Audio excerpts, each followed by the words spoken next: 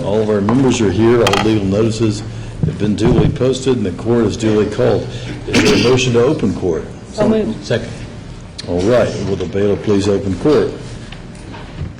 All rise. The Dallas County Commissioners Court is now in session for the June 2014 term with the Honorable Judge Jenkins presiding. Please remain standing for the invocation.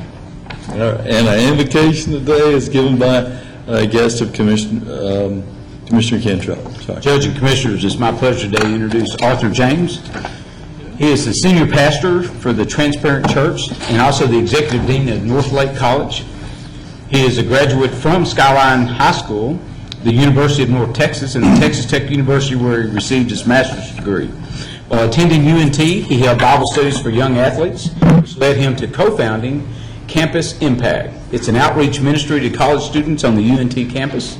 Pastor James served as the senior pastor at the Dallas Christian Hope Baptist Church, and he currently serves as the senior pastor of the Transparent Church. Additionally, he is executive dean of North Lake College's North and South campuses. He and his wife, Patrice, have 2 children, Jonathan and Morgan. Pastor, thank you for coming down. Good morning. Good morning. Shall we bow for a word of prayer?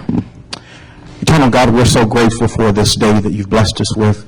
We're thankful to live in such a great county as Dallas County. We're thankful for the great leadership that you've provided for us with this Commissioner's Court. We pray today that you would give them insight and greater wisdom, God, to make decisions that will impact this county and the communities for years to come. We ask and pray as well that you give and grant them grace and mercy and all of us to enjoy and be fulfilled in the day that you've provided. We thank you and ask all these things in the mighty, majestic, marvelous name of Christ. And we all said, amen. Thank you. Thank you. Thank you. And our first 2 resolutions today are from Commissioner Cantrell. If I could call Joshua Chari and his family and guests up with him. And it's certainly a pleasure for me to introduce this resolution this morning, and when I finish reading the resolution, you'll understand why. So I'll read the resolution and then move its adoption. Whereas the Dallas County Commissioners Court recognizes exceptional students in the community for high academic achievement and success, and whereas high school junior Joshua Chari has earned a unique distinction that sets him apart from all of his peers. He has received a college degree before even graduating from high school. Even more impressive is that Joshua has earned not just 1, but 2 college degrees, the first student in Texas to achieve this with 1 year of school still remaining. And whereas only 15 years old, Joshua is a junior at Lloyd D. Bergner High School, STEM Academy in Richardson Independent School District. This rigorous 4-year program prepares students for college and focuses on disciplines in science, technology, engineering, and mathematics. And whereas Joshua's participation in the dual credit program at his high school has enabled him to attend Dallas County Community College District's Richland College campus. By completing CAT classes and testing out of courses, he's earned an Associate in Sciences degree, an Associate of Sciences degree with specialization in software engineering. And whereas his academic resume already runs 2 pages long due to the numerous awards and research projects that he's been involved in. From a young age, Joshua has been involved in research and development, inventions, computer hardware and programming, and robotics.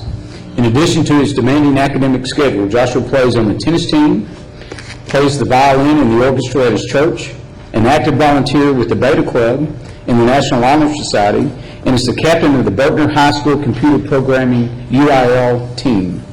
And whereas his next goal is to equal the national record set in Arizona by a student who earned 4 associate degrees in parallel with their high school diploma. Joshua will be interning this summer at a Richardson engineering firm and doing freelance work as a programmer for an online gaming company. After high school, Joshua plans on pursuing a degree in biomedical engineering.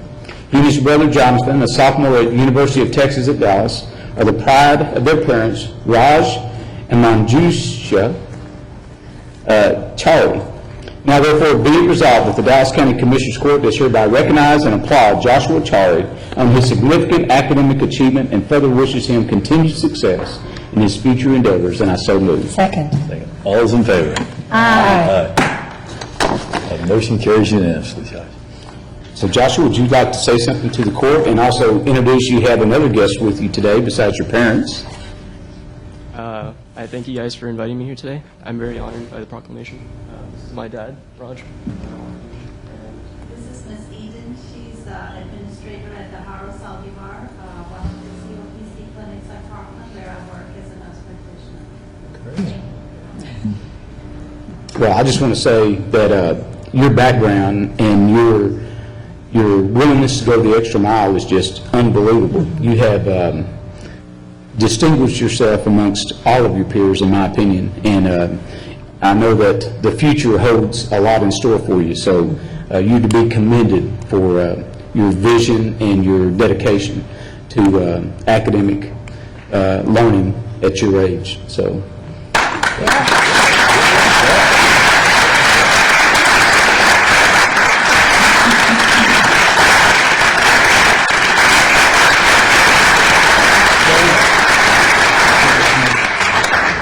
We're going to take a picture with you. We can get a picture with you because you're going to be famous. All four of y'all. It'll be the gaming too that do that. Make them famous. Yeah, just come on right around.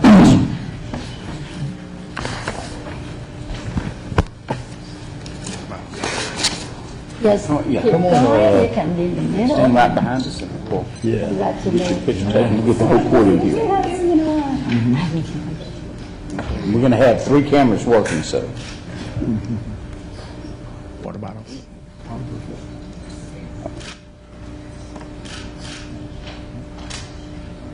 Got it all? Got it? Congratulations. Good job, Mike.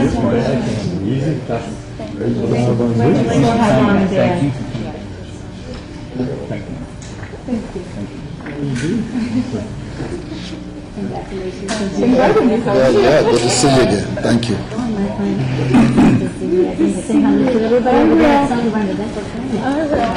Just stay, you know, that's, I mean, that's the good news on why we're here.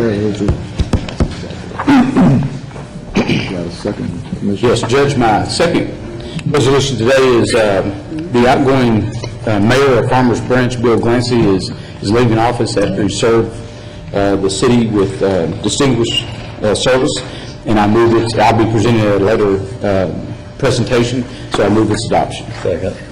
Second. All those in favor? Aye. Right. The motion carries unanimously. And Commissioner Peters has a series of resolutions. Yes, thank you. I'm going to ask a delegation of individuals who have joined us this morning for this Juneteenth resolution to come forward. I see doctors, masters and masters. I see Dr. Stan, Dr. Newsom. There's a whole delegation of you, so I don't see Bishop Thomas yet, but if you're here, I'd ask you to come forward so at least you get the resolution. So I see plenty of delegations. Thompson, Newsom. Looks like it's here. Isn't it? Got a whole family delegation here, so. Did you get a copy of that? Yeah, just right there. Yeah, just right there. That's what you do. Accept the resolution. Bishop Thomas, come in. There we go. Come on up, Bishop. This resolution says, whereas HB 194 of the 110th Congress extended its apologies for the stint of slavery and commenced with the revelation, millions of Africans and their descendants were enslaved in the United States and the 13 American colonies from 1619 to 1865. And whereas slavery in America resembled no other form of involuntary servitude known in history, as Africans were captured and sold at auction like inanimate objects or animals. And whereas Africans forced into slavery were brutalized, humiliated, dehumanized, and subjected to the indignity of being stripped of their names, heritage, culture, and families were torn apart after having been sold separately, one from another. And whereas slavery was not officially abolished until the passage of the 13th Amendment to the United States Constitution in 1865 after the end of the Civil War.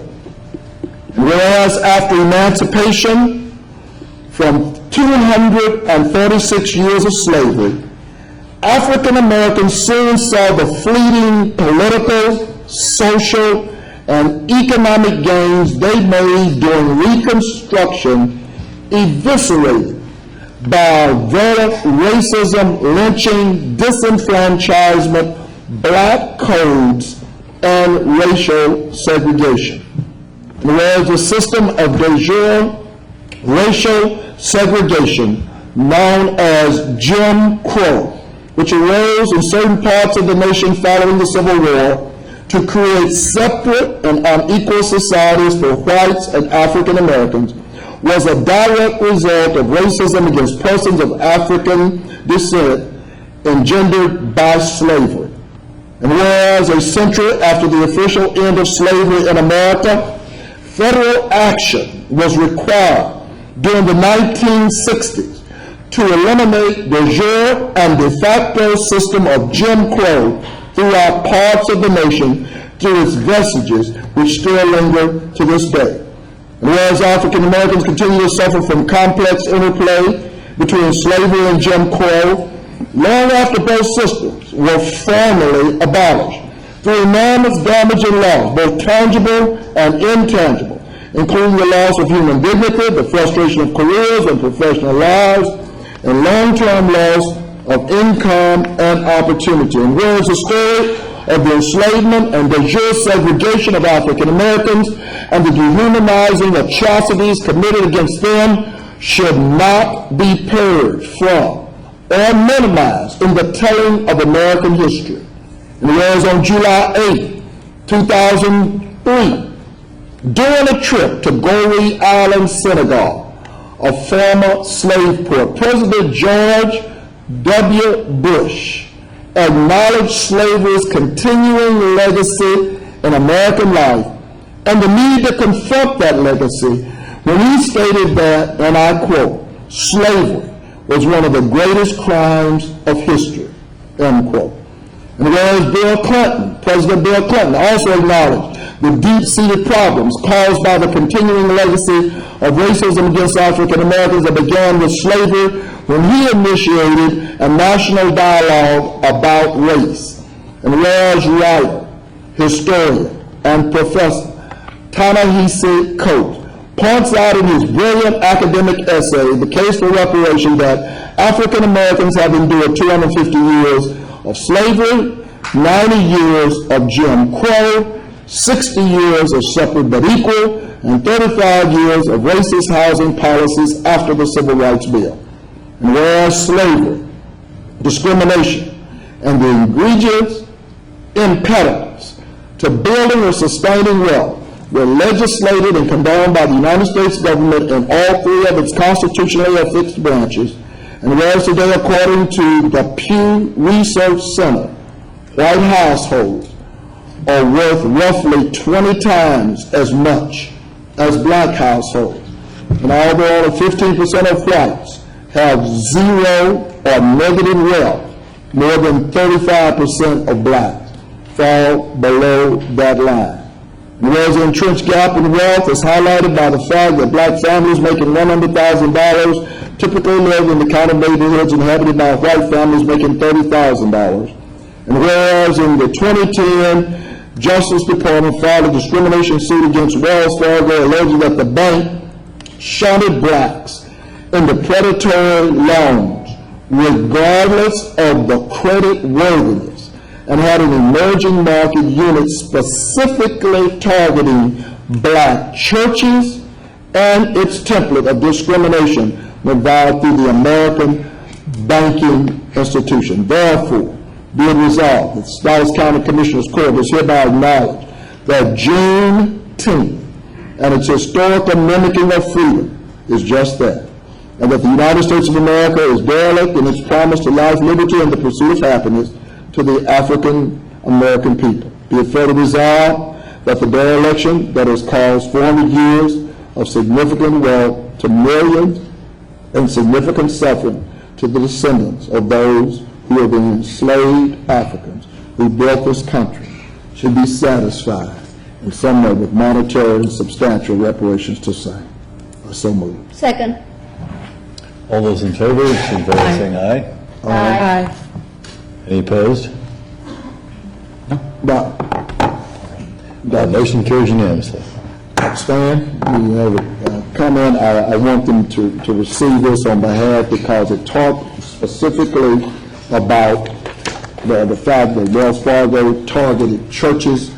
And historically, in our community, we understand why, and a lot of things I did not place in the resolution, according to the Department of Labor, the Bureau of Census, African Americans with a high school education earns what an African American with a college education earns what an Anglo with a high school education earns.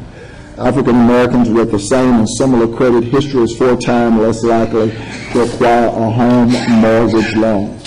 And when you look at the numbers in the Department of Labor and the Bureau of Census, African Americans earn 60% of what their Anglo counterparts.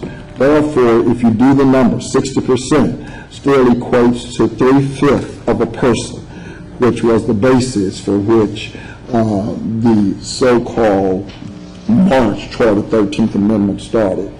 And so, Dr. Spann, on behalf of the churches and the community, if you'll just... I and my colleagues standing with me, thank you for bringing forth this significant resolution, well read, well said, and well timed. Justice is still our work in Dallas, in Texas, and in America. So we thank you for highlighting the need for economic justice, social justice in the African American communities and all those who are marginalized. Thank you so much. Thank you, Dr. Spann, Dr. Masters, Dr. Martin, Bishop Thomas, listening for all of you for being here today. Thank you very much for coming.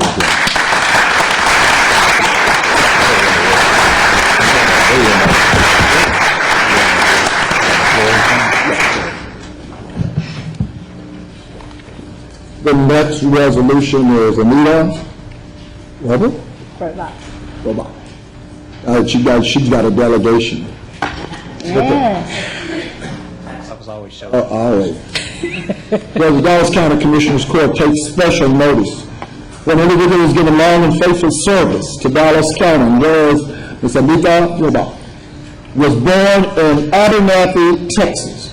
She attended Hale Center High School, Bank Teller School, International Correspondence School, and Cedar Valley College. And whereas Anita has a bank teller certification, paralegal certificate, and computer class certificate.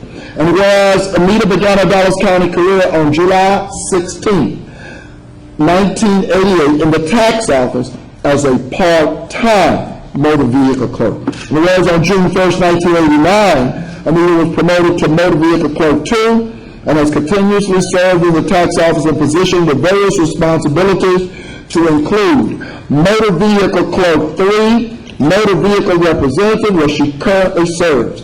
And whereas Anita is an active member of the St. Joseph Catholic Church in Waxahachie, Texas. And whereas Anita has been married to Albert for 33 years. They have one son, Adam, one daughter-in-law, Stephanie, 2 grandchildren, London and Eva, 2 wonderful parents, Tom and Alice, and she enjoys shopping. I think they call it retail therapy. Working out, aerobics, dancing, and spending time with family, friends, and grandkids. Therefore, be it resolved that the Dallas County Commissioners Court does here recognize and extend sincere appreciation to Anita Robert for 25 years of faithful service and further expresses best wishes in her future years of service to Dallas County. And I so move. Second. Okay. All those in favor, signify by saying aye. Aye. Motion carries unanimously. Mr. Ames? Good morning, Commissioners. Commissioner Price, thank you for reading that. As you heard, Anita's been with us for 25 years in many different positions. She currently serves us downtown in our motor vehicle division in our information booth, which means she has to know everything that anybody could possibly ask. And after they leave her window, they feel rest assured that they will be able to conduct their business with Dallas County. She always has a smile on her face, and she's very dependable. We are very lucky to have Miss Anita in our office, and this is just her 25-year resolution, not her retirement. We don't want her to leave. Okay. Got my notes. I can open it up.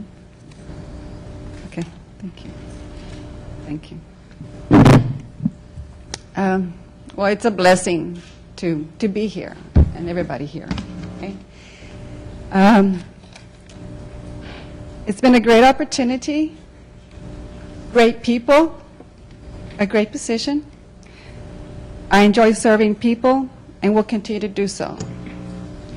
I want to thank the County of Dallas, okay, management, and all my co-workers, and for the last 25 years. And the experience has been great and will continue. Thank you. Thank you.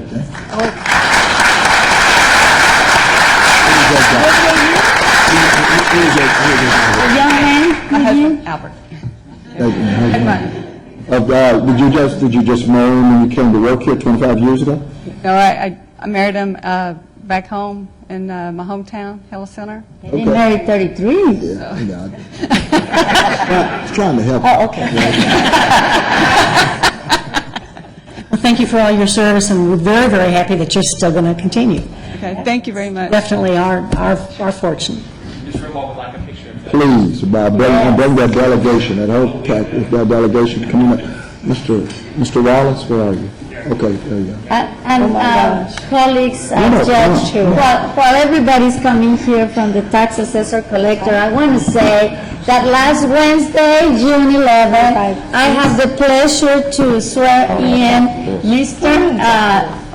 John Ames as the new president of the Texas Collection Association of Texas.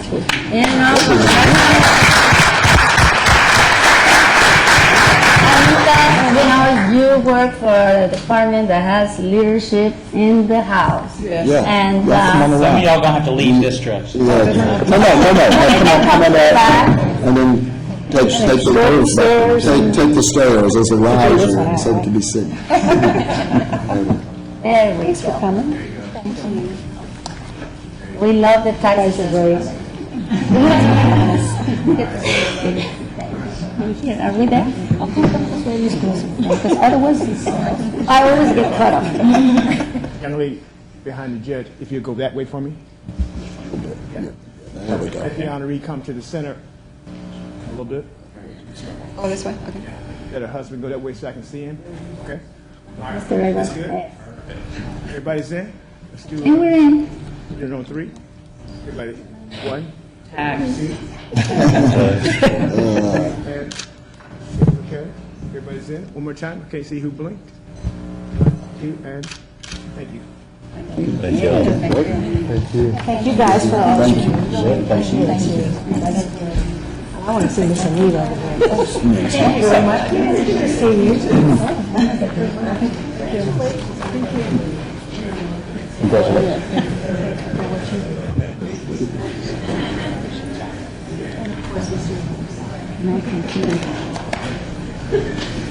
The next resolution is Men's Health Month, which June is, and I'd ask Dr. Jackson and the District 3 Public Health Group, along with Parkland and others to come. Baylor as well.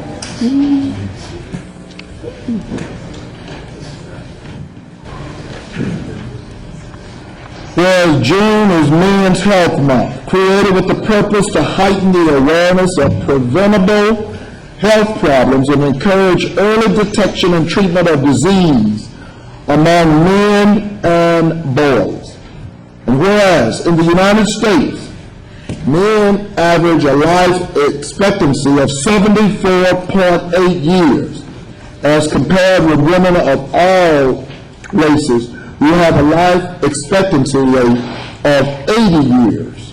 And whereas men die younger than women in greater numbers of heart disease, stroke, cancer, diabetes, and many other diseases. And whereas men of color in the United States are further disproportionately affected by cardiovascular disease, type 2 diabetes, and as well as other diseases. And whereas over 60% of adult American men are overweight. And whereas current research supports that 30% of men experience depression at some point in their lifetime, and more than half of the premature deaths among men are preventable. Whereas American men are less likely to carry health insurance, less likely to have seen a physician in the previous year, more likely to delay seeking health care than American women. Whereas excluding pregnancy-related visits, women make twice as many preventable care visits as men. And whereas the District 3 Public Health Advisory Committee, established in 2006, has consistently engaged vested stakeholders to strengthen the safety net of health services through leveraging resources, sharing information, and supporting initiatives. And whereas Region 6 Health Resources and Services Administration, better known as HRSA, under the leadership of Dr. Princess Jackson, has been actively involved as a member of the District 3 Public Health Advisory Council. And whereas HRSA routinely partners with the Dallas community on various health-related initiatives, recently introduced a men's health initiative with District 3 Public Health Advisory Council.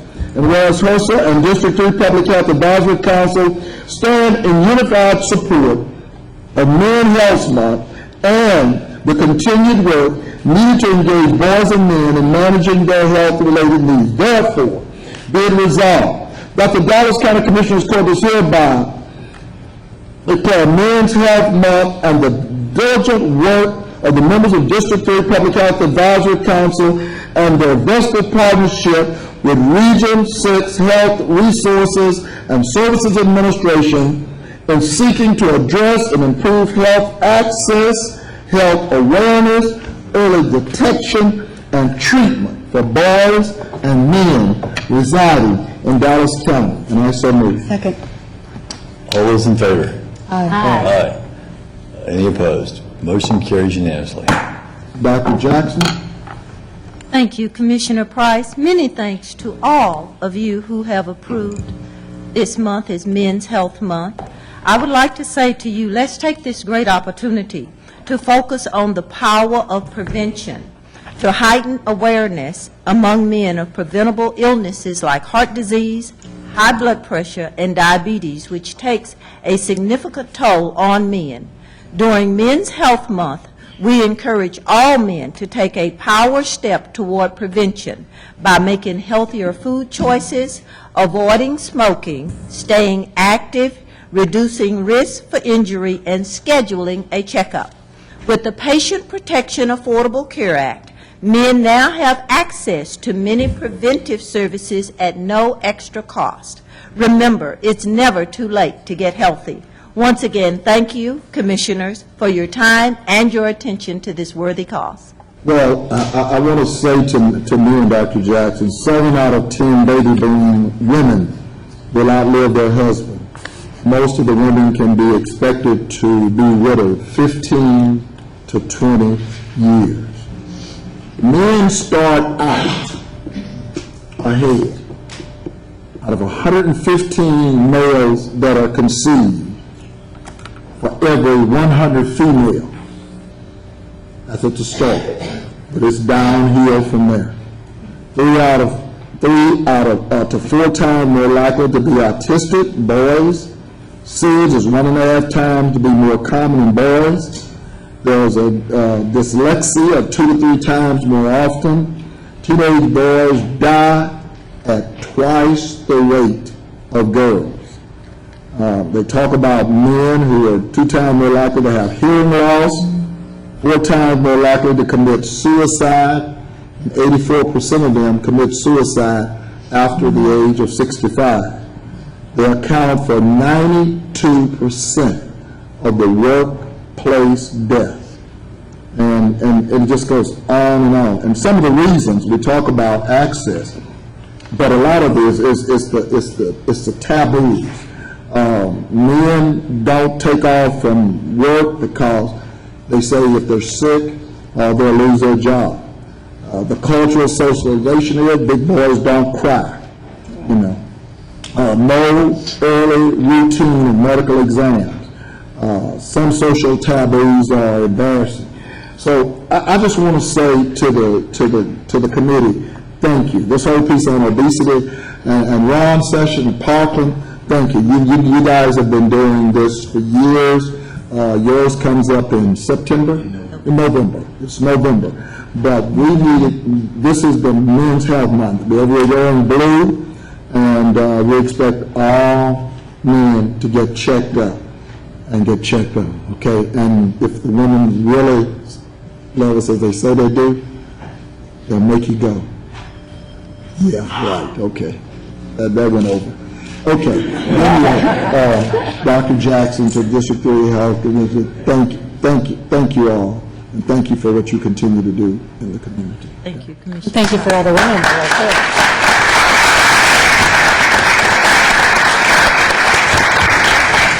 And last but not least is Really a moment of personal privilege on that. Sure. And on Men's Health Month, and also the initiative of My Brother's Keeper, which is an initiative that the President has.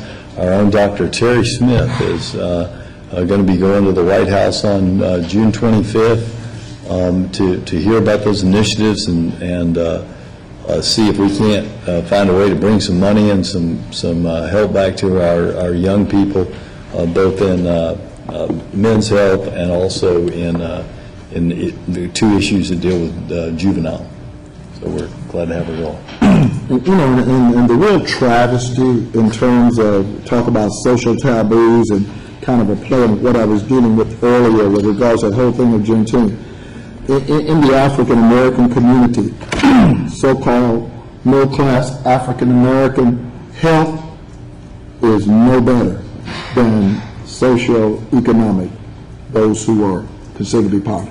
There is no difference.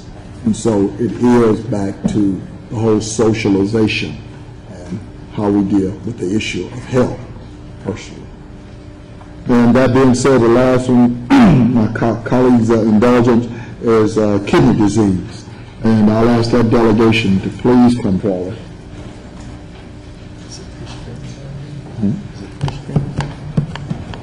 Yeah, we did the pre-screen. Put this in mind. We done pre-screen. And as they're coming forward, tomorrow will be Kidney Action Day. There'll be free screening at Dallas City Hall Plaza from 11 until 4. That's tomorrow, sponsored by the American Kidney Fund. It's called Kidney Action Day. That's tomorrow at City Hall Plaza from 11 until 4. And then this coming Saturday, Baylor is going to have a screening from 8 a.m. until 11, you know, and it's called, it's a God thing. So those 2 occurrences are going to continue to help. Whereas kidney disease is an increasingly common but often preventable condition that is damaging the health of as many as 31 million Americans. And whereas kidney disease and its 2 leading causes, diabetes and high blood pressure, are prevalent in Dallas County and the state of Texas. And whereas in Dallas, rates of death from kidney disease are above the national average. And whereas the American Kidney Fund fights kidney disease through direct financial support to patients in need, health education, and prevention efforts. In 2013, the American Kidney Fund provided more than $5.2 million in support to Dallas County residents with kidney disease. And whereas the American Kidney Fund leads the nation in providing treatment-related financial assistance to people with kidney failure, reaches millions of people annually through its national campaign known as Pair Up and Join the Fight to prevent kidney disease, offering free kidney health screenings, health education materials and courses, online outreach, and toll-free health information helpline.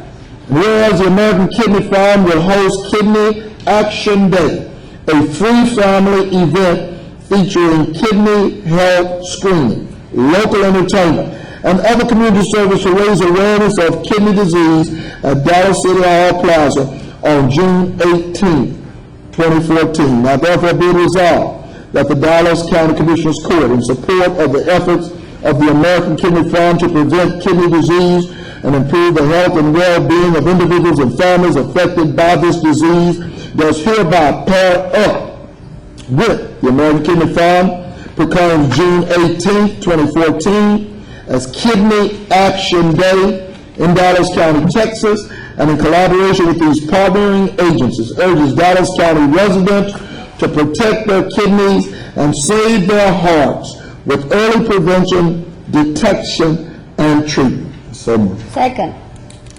All those in favor, signify by saying aye. Aye. Any opposed? Ayes have it unanimously. Mr. Thompson.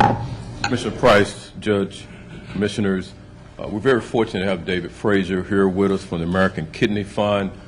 As we talk each year, we have been involved with Kwanzaa Fest doing kidney testing.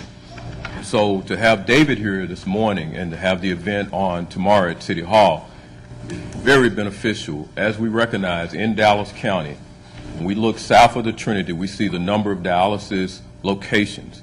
We see the impact of those individuals having to get up at 5 a.m. in the morning to trek to these various dialysis locations. We've seen the impact of kidney disease in Dallas County.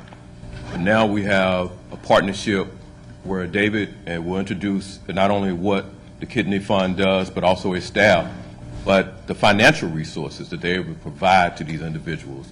It's definitely a great partnership here in Dallas County, but to actually meet David and to know the great job that they're doing, it's definitely beneficial. So thank you, David, for all your hard work.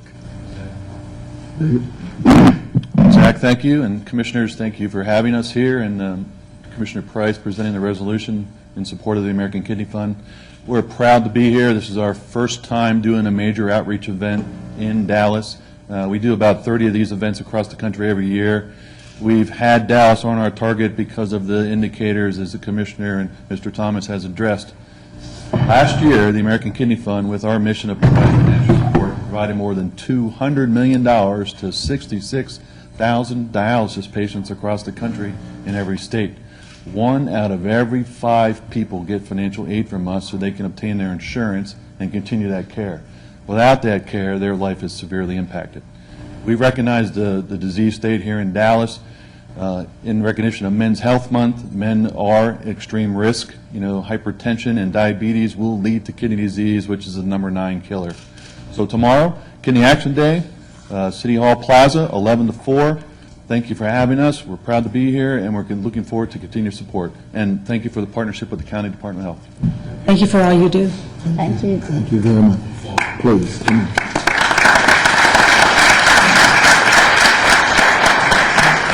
As Mr. Thompson said, there's nothing that is dotting the landscape in southern Dallas more than kidney dialysis units.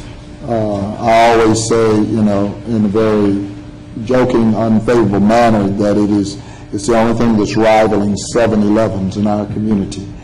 The travesty is that's just how sick it is, north versus south. The dialysis machine, the dialysis units are south. Well, and that's a real you know, sadly, because of the minority communities are the one affected the most by diabetes and hypertension and obviously overweight.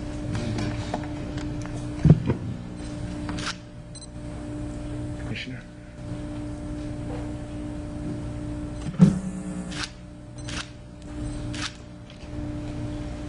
in the Washington. I think that I will also know that in the, unfortunately, washout in employment in the Sheriff's Department, we have now rearranged through Jackson Stanfield Clinic. Before we take them through this whole mantra is through the HR department. One of the things we do is we carry them through the relationship of height to weight process. And unfortunately, we're losing better than 60 to 70% of our people in that height to weight relationship. Judge, I would like to have a moment of privilege. In the audience is one of our, young interns, Miss Abriana Rose, with her father, Mr. Richard Rose. And I want to ask them to stand up, both, to be recognized. Abriana is going to Grand Prairie Independent School District. She's going to the 9th grade. She's very interested in government, and this is not the first time that she's here. And she tells me that she still likes to come.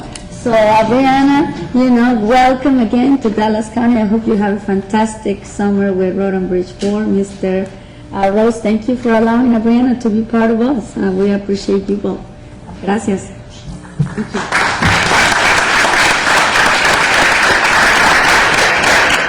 I would like to take a moment of privilege also to recognize, we often recognize people in front of us, but to recognize somebody here. Heard the news or saw the news this morning that one of our colleagues, the Commissioner Cantrell, has been selected as the new chair for the Regional Transportation Council. Yay!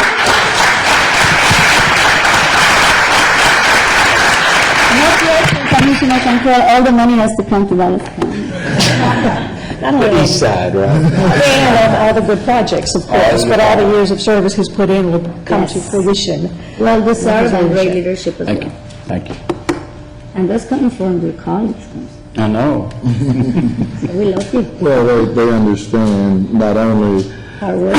hard work, but the ability to be resourceful and to do the work. And he's labored in that venue for quite some time, so it's only appropriate that he rise to the helm and give leadership. And as they say, it's, thank you for all you've done and thank you for what you're going to do. Right.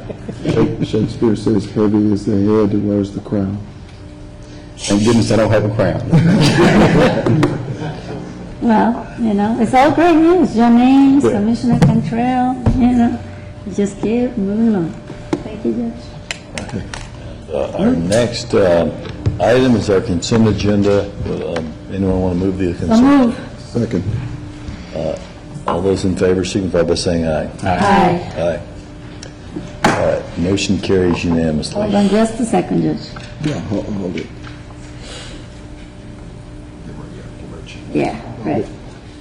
Voted on it. Done. And our next item is the bids. Is there a motion on the bids? So moved. Second. I've got a comment on the bids. I'll be voting no. And it's no reflection on the quality of the cleaning service. This bid includes in it a payment of $9 an hour. We pride ourselves in Dallas County. We only have 7 employees who make less than $11 an hour. No one makes less than $10.25 an hour. Over the last, 20, 30 years, government entities, the county, the city, hospitals, have moved employees to contractor status where they don't receive the same or any benefits of a county employee. I'm concerned. I don't believe anyone who makes less than $10.25 an hour in Dallas County is making a living wage.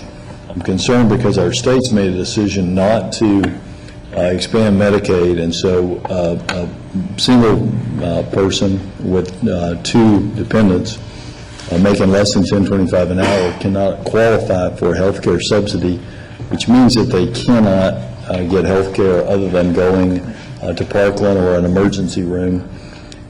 I just think that if you work 40 hours a week you should be able to pay for the basic necessities of life and pass on some sense of optimism to your children. Respect people's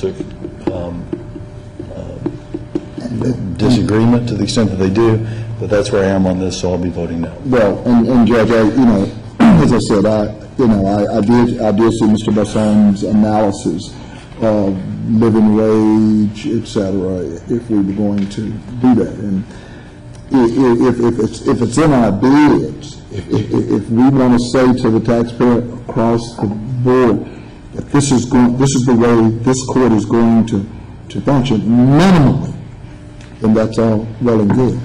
But short of that, the marketplace, we take, the law says, the lowest and our best bid, and that's the bid that has come forward. But as I said, to purchasing or whomever, if that's the prerogative of the court, then, let's make that decision. Let's get an analysis from budget as to, what is the cost. I think that this one, and Mr. Basson, I'd probably left it up there with everything else, but I think you said it was about a couple $100,000. Yeah. Yes, sir. The annual contract cost is roughly $89,000. Bringing the services in-house minus the cleaning supplies is over $300,000. And we don't know if we have the authority. Paying an additional $1.25 is not $300,000, Mr. Bazan. How many employees are there? There are it's more than just six cleaning folks and then 2 supervisors. And do the 2 supervisors make less than $10.25 an hour? They make $9 an hour, sir. All right. So then that would be 8 people times $1.25 plus 7.6% of $1.25, and they could make $10.25 an hour. Got a calculator on my phone, but I can assure you that is not $300,000. No, $300,000 to bring it in. I just said whatever it was. My point is that whatever it is, if that's the way this court is going to go, then let's just bring it up and say from policy structure, if that's the way we're going to go. Well, the state determines the minimum wage. They've already submitted an Attorney General opinion, request for an Attorney General opinion. He submitted as an individual, as a county judge, I assume, because this court hadn't voted on that. No, the district attorney is allowed to submit and did. Well, he can submit it, but he submitted on your behalf or his behalf. It wasn't on behalf of this court, because this court never voted on that, Judge.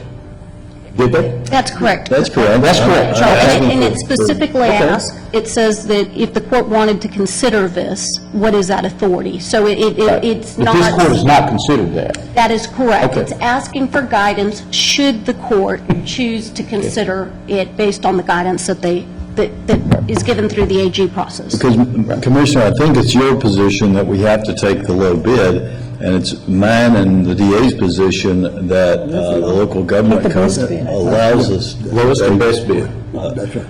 That's state law. That's a state law. State law. But we think the local government code allows us to enforce the minimum wage in a contract. We think there's a specific carve-out for that. And who establishes the minimum wage, Judge? We can establish, under Section 62.015 of the local government code, we believe we can set a living wage in contracts. I believe it is 62.015, or 62 something. I'm sorry, I don't have the specific provision with me, but Yeah, yes. it's in the letter to the AG that you get a copy of. So until we get some guidance from the AG, I agree. I mean, it's not the first time that we do this. Let's wait for the AG recommendation before we have any discussions about this. In the meantime, I agree with Commissioner Price. If you want to vote against it, it's on your purview. And I'll be, each time that we have a contract where we've made a conscious decision to take work that used to be county employee work and put it out to bid at less than $10.25 an hour for the employees, I'll be voting against that. I think you make a good point about what the market bears, but here's the thing. In the last 10 years in Dallas County. it's posted for us to have this type of discussion. It sure is, because we're talking about the bid on this, on this It's posted contract. as a bid item. Yeah. Okay, but this is going into the actual discussion of it. the average citizen does not have notice that we're going to be doing a full-fledged discussion on this item today. Sure they do. It's posted on our agenda. On what item? The bid. It's bid item number 1. And the concern is this, in the last 10 years.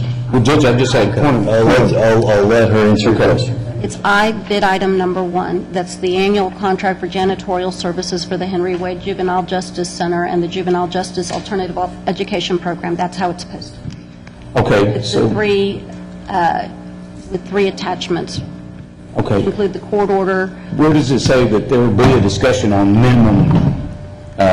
This is a discussion on this bid. On this bid, where we are looking to pay people $9 an hour without benefits through a contractor. Right, I understand, Judge. I'm just asking where it's at on the agenda. That degree of specificity certainly isn't here, but it is a... No, show me anywhere where it says you're going to discuss the minimum. I'm discussing this contract. He's discussing an aspect of... I'm discussing the contract. It's in the RFP? Well, the amount of money that's going to be paid, I believe, is in the RFP. The discussion on the minimum wage, is it in the RFP? Let me see if I can cut to the chase for you. He is seeking to silence me talking about this issue. Silence me? Is it permissible for you to discuss this issue that's on the agenda? I believe there's adequate there's adequate notice under what is posted for you to have a discussion That's all I'm asking of this for, kind. is to tell me what the adequate notice is. Then your objection's overruled. Well, Judge, I'm asking her just to tell me what that notice is. Based on what is posted, bid item I-1, and the 3 attachments, the public is on notice that there is going to be a discussion with regard to this specific contract, and this is an aspect of the contract that will be at some point negotiated by the county.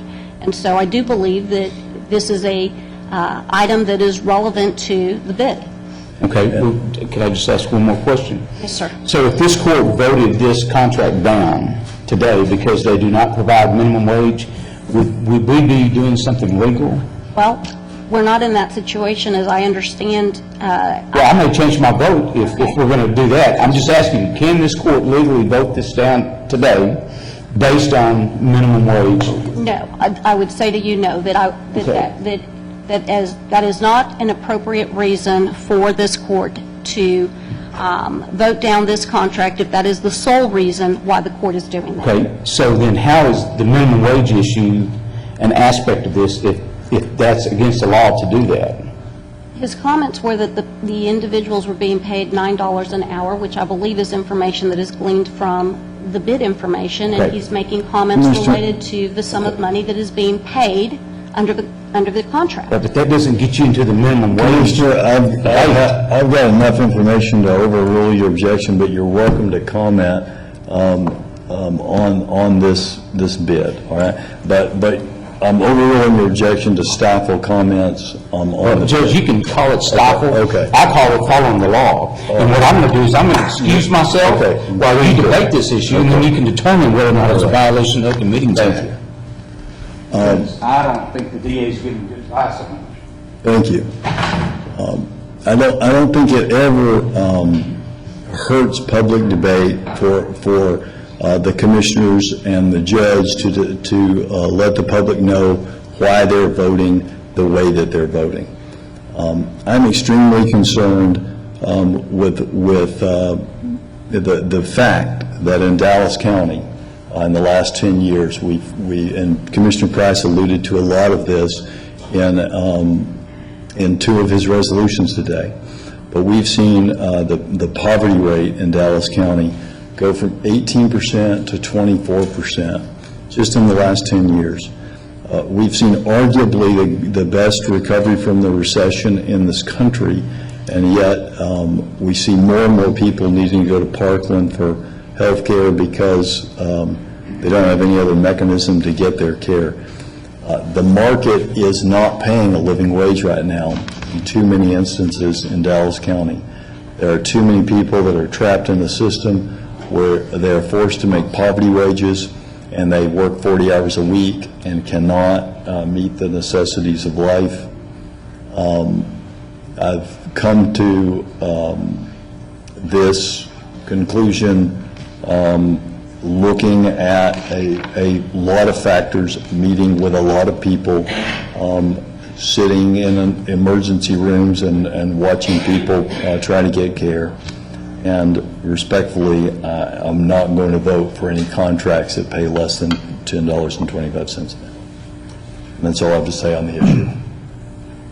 But I do want to interrogate. If we vote this contract down, then where does that land us? As I said, Commissioner Price, if the only reason that you folks are voting this down is because of the sum of money that is paid to the individuals, that would be inappropriate. If you're voting it down for other reasons, possibly including that reason, then that is not problematic, but that should not be the sole reason why you would be voting down this contract. This particular topic is one that obviously I think impacts a lot of Dallas County workers and negatively impacts them. And I look forward to having that discussion on the exact merits of, first of all, can we make that decision and wait for the Attorney General to give us that determination? But then also on the merits of what is the impact and what are the better things for us to do? What can we do? Looking at public-private partnerships and those kinds of things. But I look forward to an in-depth discussion of the various tenants involved in this and what it means to Dallas County. I don't think any of us is opposed to a living wage. We just want to do it the right way. We want to wait for the Attorney General's opinion. Personally, I believe that is something that we need to address, Judge, so I'm with you on this. But right now, I'm going to wait for that opinion, and in the meantime, I am going to support this item because it's needed for Dallas County janitorial services, and I'm looking forward to that discussion once we have all the information that we need. Last time we discussed this, we also asked the staff to do an analysis of cost, if I remember correctly, Mr. Martin. So once we're ready for that, the Attorney General opinion comes back and we're ready for the discussion, I would like to have the whole, view on the panorama of all how will impact Dallas County Purchasing Department and obviously Dallas County's budget. We'll have the item on the agenda for briefing discussion. Thank you so much. I'm ready to vote. Attorney General. Officer, you want to get Commissioner Cantrell discussions, and he gets a chance to vote on it.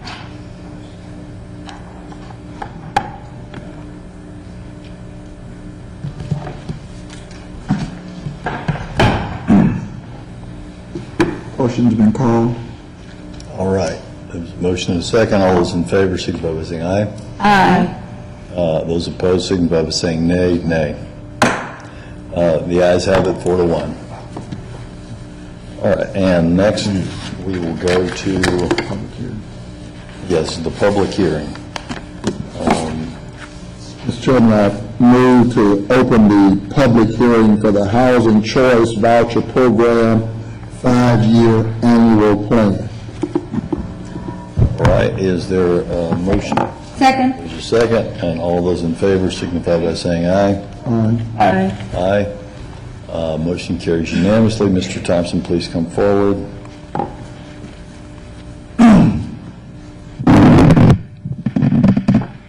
Judge, Commissioners, this is our annual Housing Choice Voucher, annual 5-year plan.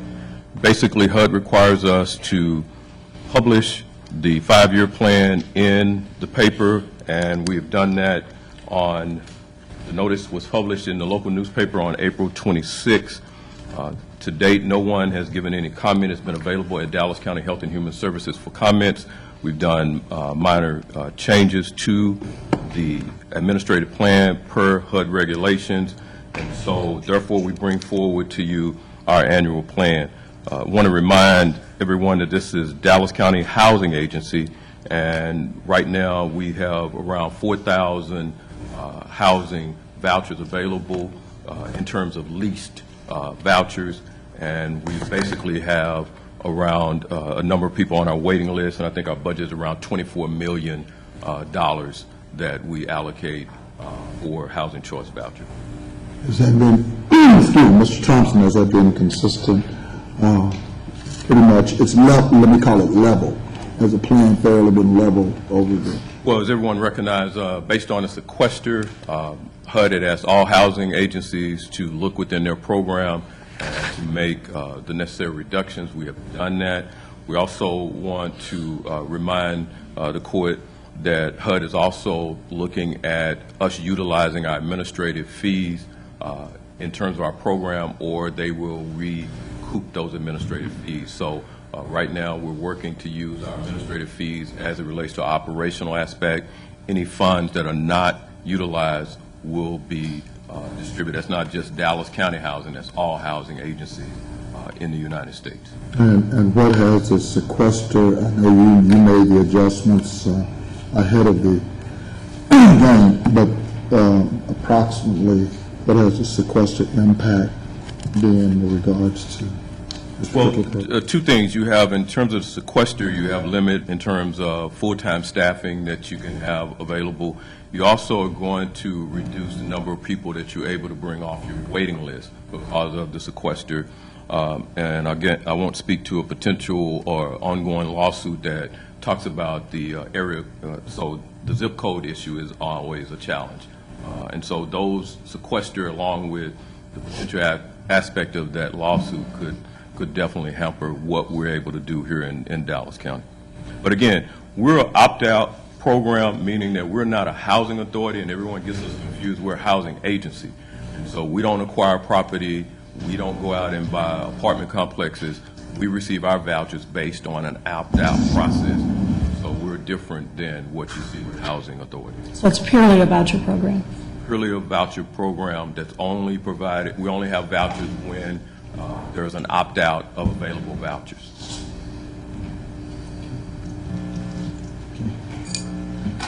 Good. Comments? And are there any speakers? Are there any speakers? Are there any speakers here? Judge, having heard no speakers and 3 calls, I would move to close the public hearing in regards to the voucher program 5-year annual plan. Second. All those in favor signify by saying aye. Aye. Aye. Any opposed? Ayes have it unanimously.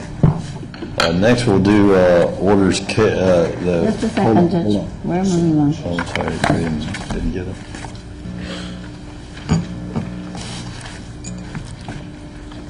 Right.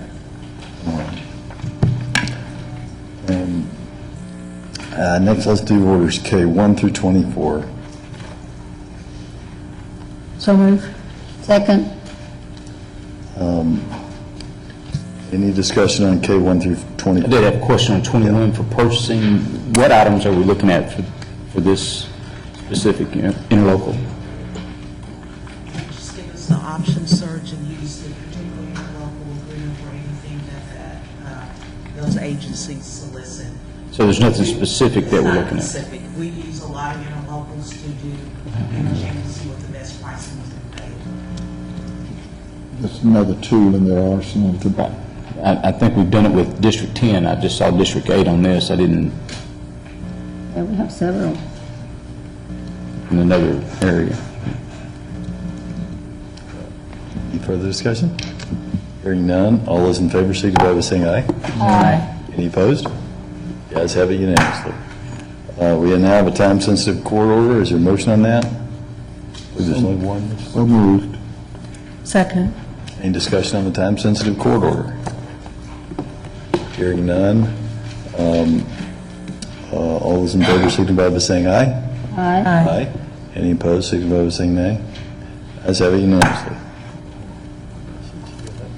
Oh, there you go. All right. Now I have our briefing session. Mr. Martin, would you please take us through the briefing session? Morning, Judge, Commissioners. Item 1, Health and Human Services, authorize a public hearing on the Dallas County Health and Human Services Housing Choice Voucher Program, fiscal year 2015 annual PHA plan to be held during the regular session of Commissioners Court, which we just held. Item 2, approve the Department of State Health Services contract amendment for TB State. Item 3, approve the Medicaid 1115 waiver program, authorize disbursement of the IGT in the amount of $278,000 and receipt of DSRIP in the amount of $678,000 for DY2. Authorize the county auditor to appropriate funding as detailed in the attachment 3. Let's stop on 3 for a second. I want to recognize Director Thompson, also Mr. Stretcher, if he's here. There he is, for great work on that. Anytime you put out 2 something and get back 6 something, and you're able to help people with public health, fantastic job. Thanks for the opportunity. I do want to say a little word. I was just in Austin yesterday at a Senate Appropriations hearing committee about the 1115 waivers and where we were at. So we were able to talk a little bit about, where we were at and stress to them, the importance of helping us keep this funding going. It's going to very quickly be time to make some decisions about potential expenses. And then we also wanted to stress to the legislature that they got to understand this is not just free money out there, that all of us have had to put our own local funds into this. These are at-risk funds that we don't get back if we don't perform. And we're in good shape. We're performing. Our project served over 2,000 people since it started.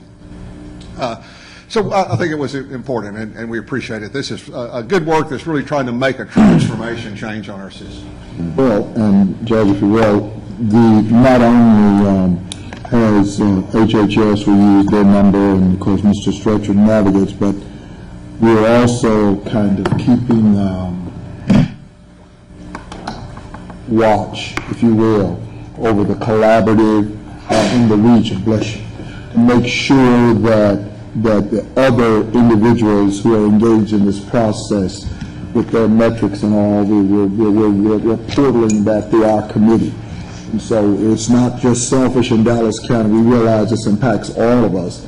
And Region 9, the collaboratives, and our partners are also using that same kind of tool metric to make sure that they are producing. So we're monitoring them, or they're monitoring them.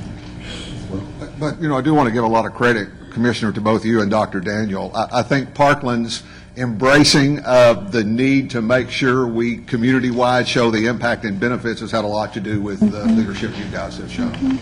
Yeah, it's a lot of people, a lot of organizations, a lot of providers in the large hospitals, and everybody working together to really see what we can do to positively impact the healthcare status, both physical and mental health in Dallas County. So, but your efforts, and I'm glad to hear that you were in Austin, and can't wait to hear the rest of the stories on what's going to be coming up in this next legislative session and what impact that will have on Dallas County.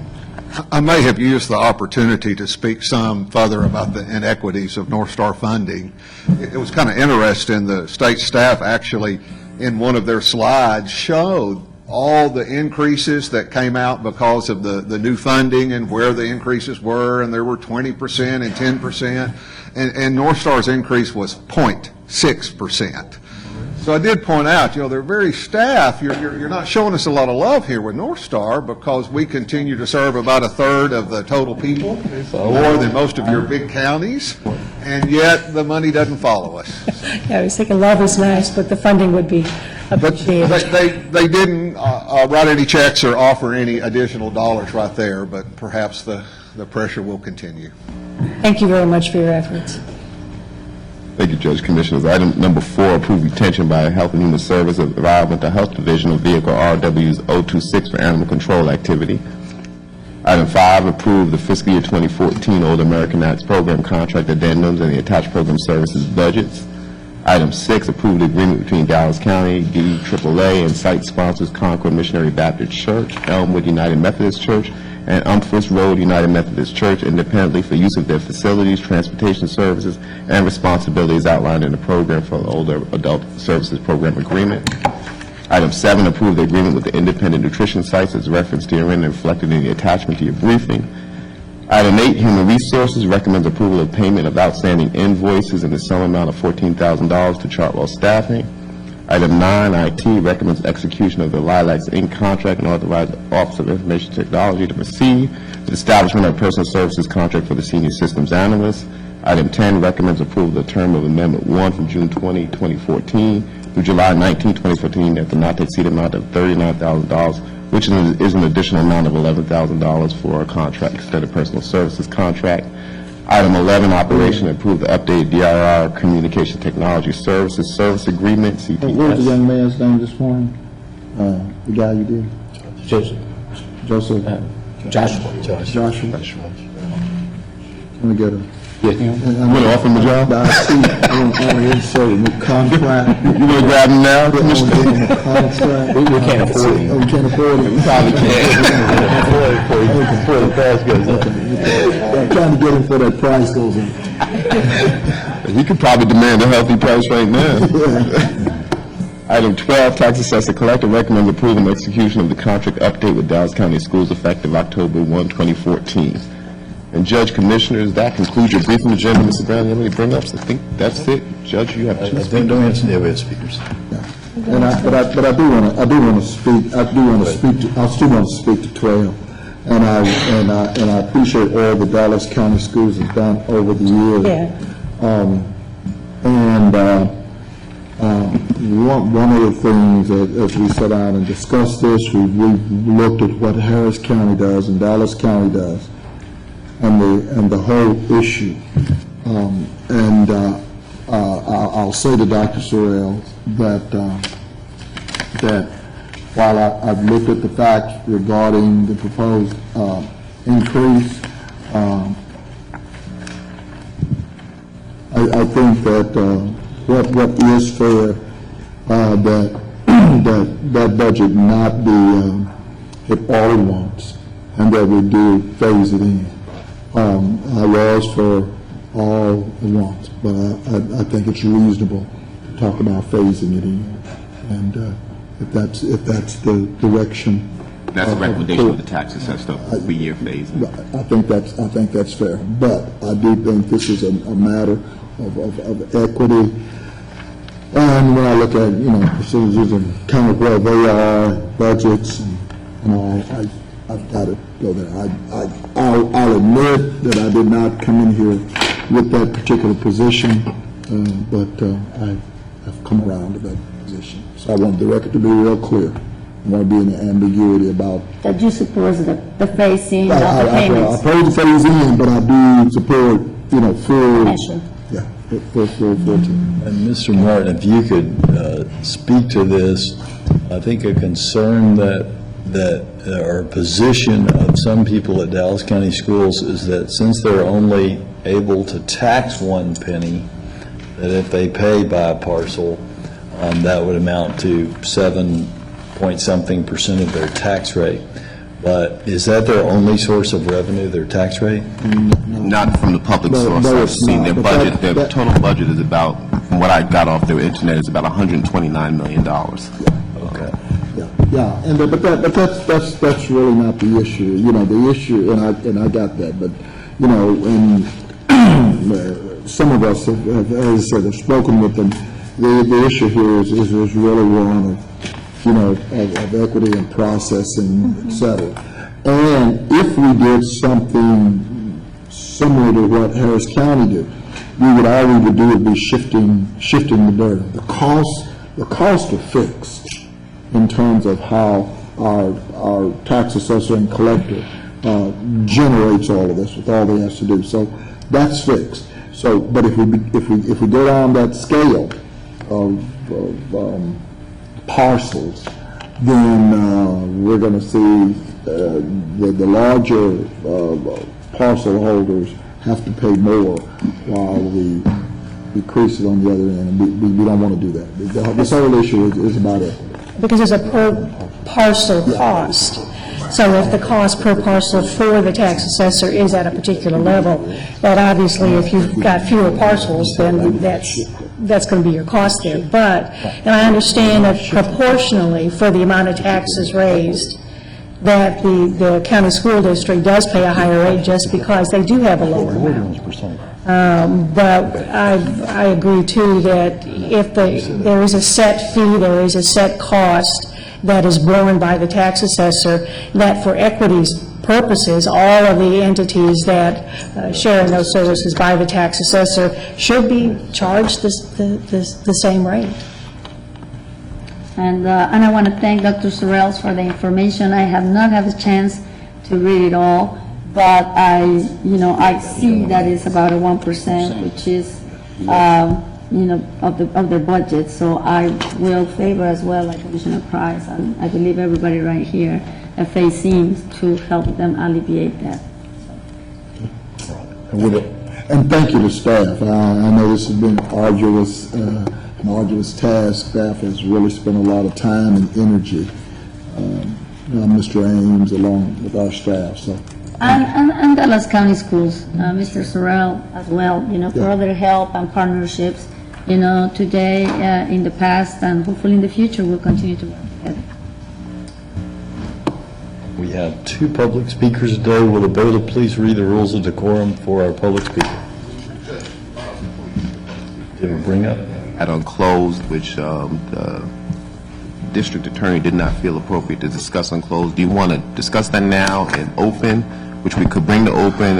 Was an item that Commissioner Price had asked to bring forward, or do you want to? I can repost it next week for briefing. It's up to the court. Why don't we repost it and gives everybody an opportunity?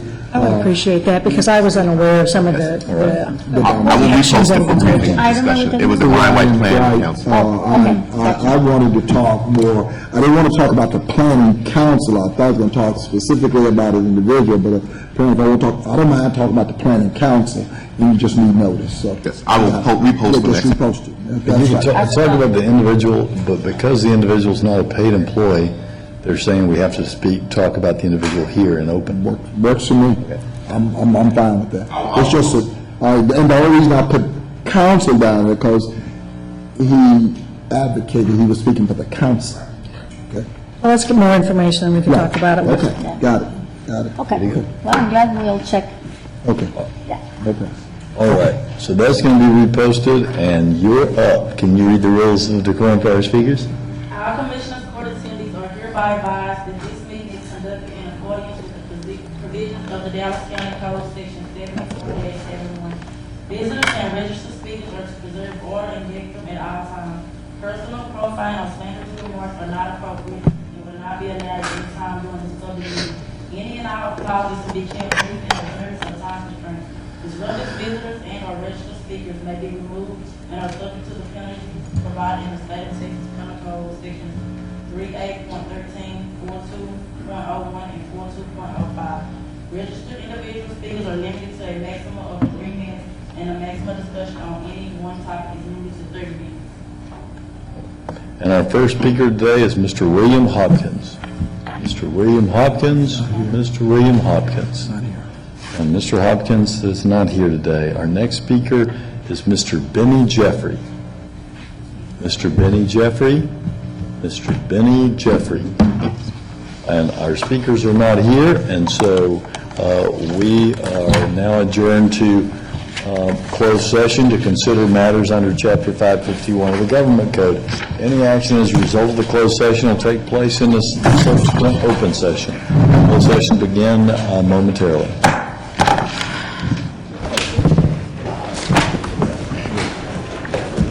Did she find that, Commissioner? Yeah, that's right.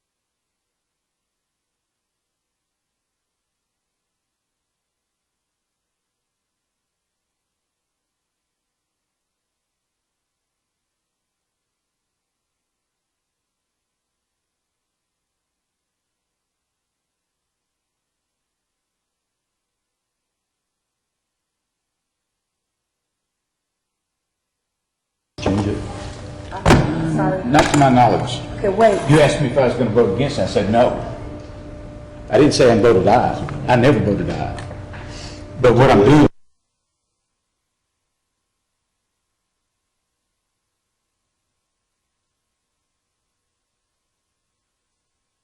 To say something real fast. Okay, so he's going So you got to go back into formal. Okay.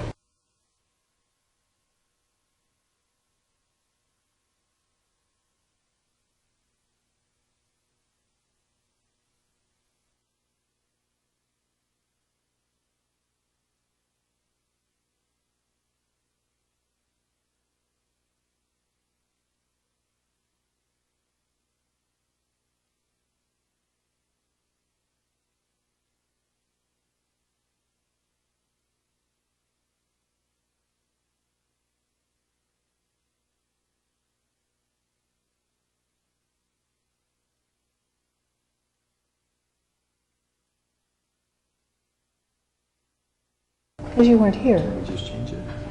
I'm sorry? Can you just change it? Change what? No, I didn't. Can you change it? I mean, why don't you say- Because you weren't here. Well, I just want to make it clear on the record. No, I was here. Okay, well, I'm gonna reopen court real fast, do whatever you want to. Okay. I don't want to change it. I don't know, whatever you want to do. Okay, so we're back in formal session. I'll recognize Commissioner Cantrell. Regarding the resolution on Juneteenth this morning, with regards to the vote, I'm changing, I did not make a vote this morning, and I'm abstaining at this time. And the reason why I didn't abstain this morning earlier was because I had not received a copy of the resolution through my emails, nor was it posted online anywhere for me to review the document ahead of time. In an effort not to ruin the formality with Commissioner Price and his guest, I waited until afterwards till I had a chance to review the resolution and then made my vote at that time. And do you want to state any reason on the vote, or you good, is that good? I'm good. Okay. Sounds good? And just for the record, I don't think that resolution was in our packet. It was, It was not, nowhere. the actual document was not. It was listed, but there was no document. That is correct. In most So- of the resolutions. All right, yeah, no, I think the resolutions by rule normally are presented for the commissioners to read. And a concern that he may have is the sentence about reparations at the conclusion of that. I'm leaving my vote the way that it is. Reparations would be the payment of money to descendants of slaves. I'm leaving my vote the way it is. There's not a fiscal note attached to that. This is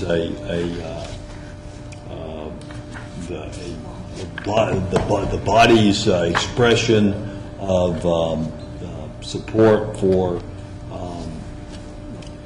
for unity towards people, recognition of Juneteenth. But I do want to encourage staff to make sure that all the commissioners have an opportunity to actually read what they'll be voting on before they vote on it in the future. Amen. Does anybody else have any comments about the resolution? Because that's the only thing I think we got on there. I really had not taken the chance to read it, and you're right, I would appreciate the documents being there so we could review them ahead of time. All right. But you don't want to change your vote or anything, right? I'm not going to change mine. All right. So did you get that down? Okay. So But now, we're going to read resolutions. so no further action necessary as per the closed session. The court stands adjourned.